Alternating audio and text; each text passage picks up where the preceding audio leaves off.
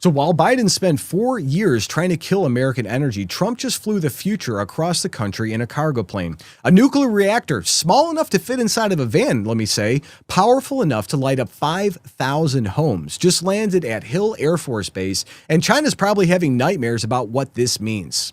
So this changes everything for you personally. Your electric bills could plummet as these portable reactors roll out nationwide. No more blackouts during storms or grid failures. Hopefully, these can be deployed anywhere, anytime, and all of this for America means energy independence like we have never seen. Our military bases are going to become self-sufficient, and our disaster response gets supercharged. And even our enemies lose their leverage over the power grid. Politically, this proves Trump wasn't just talking when he promised an American nuclear renaissance. And I know what he is delivering, and I voted for this. If you voted for this kind of transformation, tell us in the comments. And while Democrats push windmills and solar panels, and the windmills are killing our birds and our whales, Trump delivered actual nuclear power that can travel at the speed of a C-17. This is the difference between America First policies and Green New Deal fantasies. So speaking of revolutionary technology that actually works, let me tell you about something that changed my family's life. For years, my wife battled chronic pain and anxiety from her diagnosis, endless doctor's visits, treatments that failed, watching her struggle daily. It absolutely broke my heart. Then Jonathan Otto introduced us to red light therapy, and everything changed. Her pain vanished, her anxiety lifted, she got her life back. Just like Trump's portable nuclear reactors represent breakthrough energy technology, red light therapy is breakthrough healing technology. NASA uses it, elite athletes swear by it, and now millions of Americans are discovering its power to heal the cellular level. So while the medical establishment pushes pills and procedures, red light therapy works naturally with your own body's own healing mechanisms. It's non-invasive, scientifically proven, and incredibly effective for pain, inflammation, skin health, and energy levels. So check out Jonathan Otto's red light therapy solutions, because real healing, like real energy independence, comes from breakthrough technology, not establishment promises. But here's what the media won't tell you about this nuclear airlift, and this is pretty revolutionary. This wasn't just a test flight. This was a message to every America that enemy has, that van-sized reactors represent military bases that can't be shut down, disaster zones that can be powered up instantly, and American energy dominance that travels at 500 miles per hour. Let's get into the post and see what it has to say. We've got our first one from Real America's Voice. It says, U.S. energy and national security nuclear reactor. So this is a total game changer. 250 HTGR could be online for critical testing by the 250th anniversary, which is July 4th. Let's see what they have to say.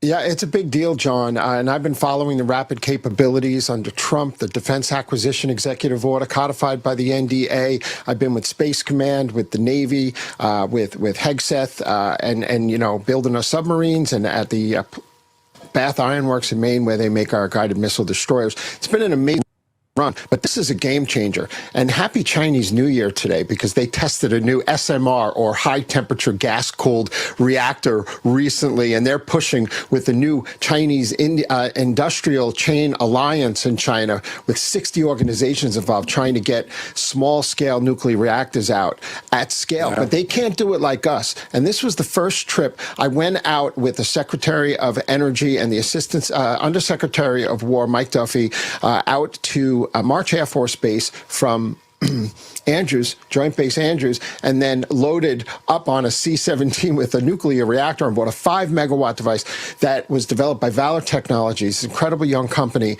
in partnership with the U.S. government. It'll be tested. We flew at the Hill Air Force Base in Utah, on its way to San Rafael testing facility in Utah. But this is a total game changer, because the current landscape is, as Secretary Wright confirmed for me in a press gaggle, and we did a one-on-one interview with them as well, which will air on Breaking Point. But this Saturday morning, China and Russia have led the way on these small modular nuclear reactors, and they're trying to proliferate them, and Russia's selling them throughout Asia, but they can't do it like us, and they can't deliver them at the speed and scale.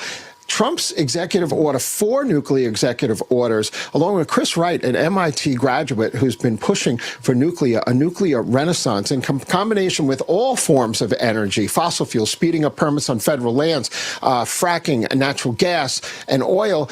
This is a critical component if we want AI centers and if we want military installations independent of the grid, and if we want manufacturing, and we can't support the AI centers on the grid we currently have. So this is a total game changer. It's supposed to be tested by the 250th anniversary. This Ward 250 nuclear HTGR should be online for critical testing by the 250th anniversary, and maybe in production within 2 years, which is just an extraordinary thing. And it's a great moment in U.S. history. First time it's ever been transported. So we've got governors across the country now going backwards. Like in Illinois, J.B. Pritzker was very, very much against new nuclear reactors. They had a 31-year moratorium against it. They just lifted that today because they know that the windmills and all these other things are failing. They know this. Nuclear's been safe for a long time. We lead the world in technology when it comes to nuclear. It's about time that restriction was lifted. And I think with all the alien disclosures and all these other things that are going on, we have zero-point energy. We probably have fission and fusion and all these other types of reactors that could generate power at a very reasonable cost for many Americans. I want to see this come out. I want to see them expand it. They're opening data centers. They're opening up Google. And we keep going. You know, the one thing I always wanted to know from the Trump administration is we keep buying all these energy efficient devices. You buy your refrigerator, it's got to be Energy Star. All these things have to be Energy Star related. How come our bills keep going up? Our usage is going down, but why do the bills keep going up? They need to solve that, and they need to answer for that.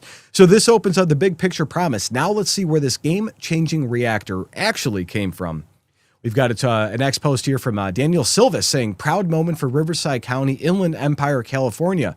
War 20 advanced micro-nuclear reactor built by Hawthorne EI Seguro-based Valor Atomics. Launched from Riverside March Air Reserve Base. Let's see. Of a nuclear reactor headed all of its way from California to right here to the Beehive State. Now take a look at this video. You'll see one of the 3 C-17s on board the nuclear reactor that's said to be a huge benefit to not only Utah, but the entire nation. Governor Spencer Cogg saying that this all fits into Operation Gigawatt, his administration's plan to double the state's energy production while Utah takes center stage in nuclear technology. There are moments in history when technologies redefine what is possible in a nation. Advanced nuclear for national security belongs in that lineage. Utah intends to lead that story, and today you are all part of making history. I will.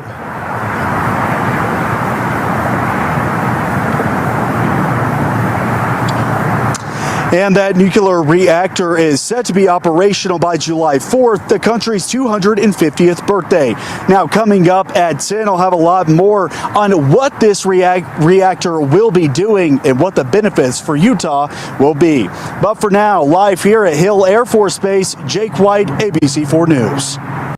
You know, it's incredible the amount of technology that's out there. You know, these little plants can produce a half a gigawatt or close to a gigawatt. I know the state of Illinois and I think Michigan's trying to get back to 1 gigawatt of nuclear power that comes out of there. There's so many things that can change. We have so much technology, so much advancement, and the people that make the money don't want us to have that freedom, it looks like. So we've got the local pride in the company behind it. But Gary, here's where our other reporter actually got on that plane. So we've got a Real American Voice. Dave Zier traveled with Secretary of Energy and Undersecretary of War to deliver 5-megawatt nuclear reactor from March Air Force Base, California to Hill Air Force Base. 6,000 miles, 14 hours. Let's see.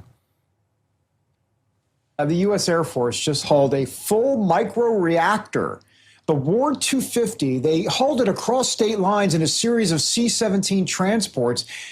This is wild stuff. It's a first-of-its-kind move. It could revolutionize how America powers remote bases and disaster zones and also the battlefield. The van-sized reactor, that's how big it is, built by Valor Atomics, isn't fueled yet, but the message is clear. Nuclear power no longer has to basically stay put. It can be deployed anywhere, anytime. You hear that, China? Joining us now is the host of Breaking Point here on RAV, That would be our good friend, David Zier. So, David, you just got back after traveling with the Energy Secretary and the Department of War Undersecretary. So tell us more about this. Really, it's an incredible development. It's huge, and flying 6,000 miles in about 14 hours on Sunday from D.C. to California to Utah, back to D.C. When they asked me if I packed my own cargo that day, I had to say no, of course, because we had a 5-megawatt nuclear reactor on board that we brought to the San Rafael testing labs to Utah. And as Secretary Wright told me and confirmed, China and Russia have led the way on the small modular reactor technology. China conducting an SMR test about 2 weeks ago in the island province of Hainan, and the current global landscape has China holding the lead in deployment and grid integration on these things. And Russia has the first floating SMR going all the way back to 2020. But the United States leads in the number of private designs. And the difference between this is that Chris Wright, Pete Hegseth. Sure, we can lead on the number of designs. Sure, we can lead on that. But we have to let those designs get out and get put into the field. What's the point? Every time Department of Energy sees something good, like Nikola Tesla's research or things like that, they take those discoveries and they shelf them for 50, 60, 70 years. Look at Stanley Meyer and the cars and the HHO generations and all these other things that we have access to and we've had access to for a very long time. They'll buy that design out and stick it on a shelf and keep it away from people because they don't want technology. They don't want things to get out there that's going to make our life better. We still have the same airplane designs from the 70s.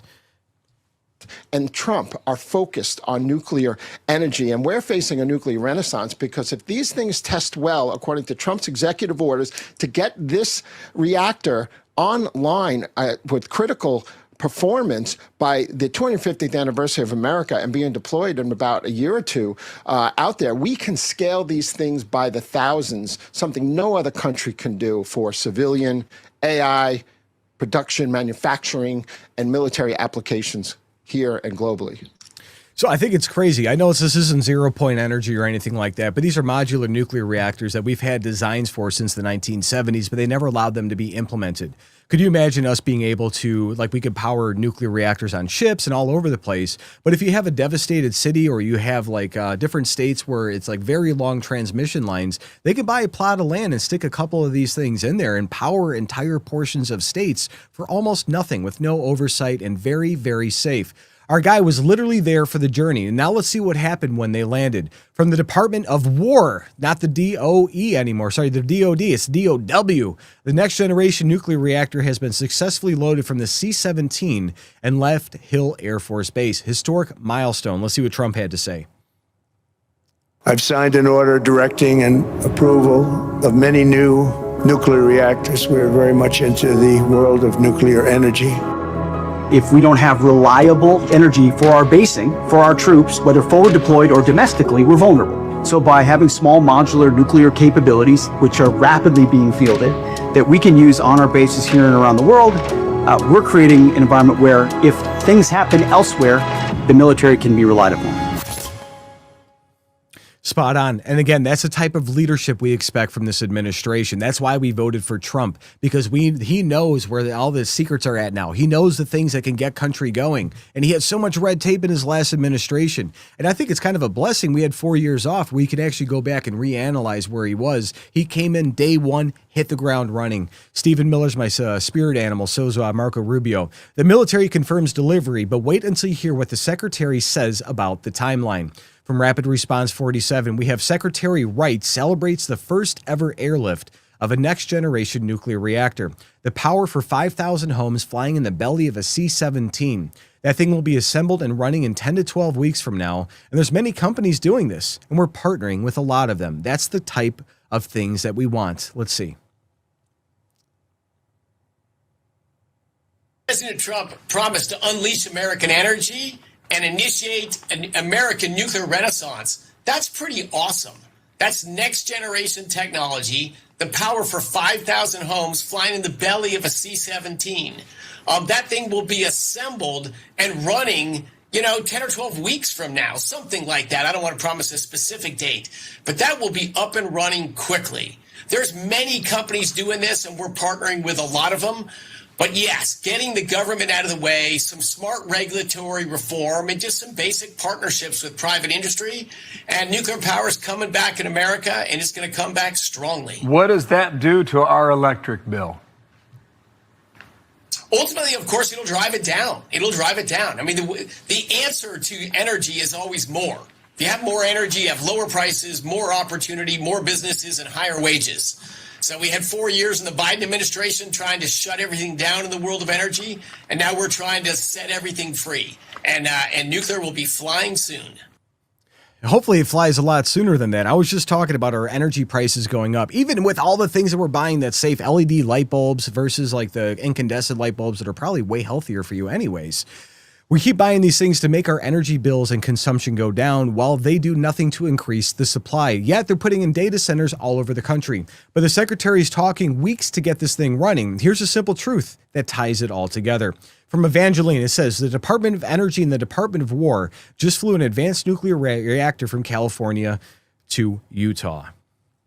In our awesome American military, in a C-17 plane, a 5-megawatt Valor Atomics nuclear reactor was just flown from LA to this Air Force base here in Utah.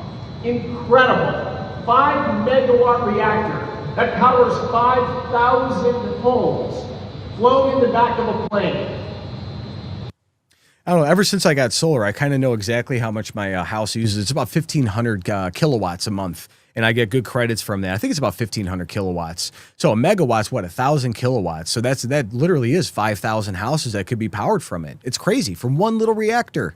I mean, not too little, it fits in the back of a 17, but when you go back and you see those big nuclear reactors that are all over the place, and we've got them this big now that can do that much, it's pretty cool. And I think it's incredible to see in the direction and the way things are going.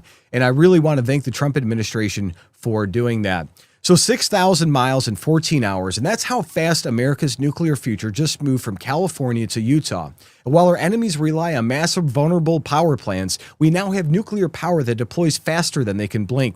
The Ward 250 reactor isn't just technology, it's freedom in a box. And this is what winning looks like. This is what I voted for. And while Biden tried to strangle American energy for years, Trump delivered a nuclear reactor that flies. Your power bills are about to get cheaper, our military bases more secure, and our energy independence is absolute. This portable nuclear reactor technology puts America decades ahead of China and Russia in the energy game. We're not talking just about nuclear renaissance anymore. We're living it, a C-17 flight at a time. Do you guys believe portable nuclear power will revolutionize American energy independence? I think so, and I want to see the 0 point come out too, and the fusion and the fission and all the good things. But let me know your thoughts on that in the comments, and make sure to check out our Next News merch shop for gear that celebrates American energy dominance. The system controls information. Information control is power. I want you to see this. Truth only survives together. They don't want this shared. Share this now.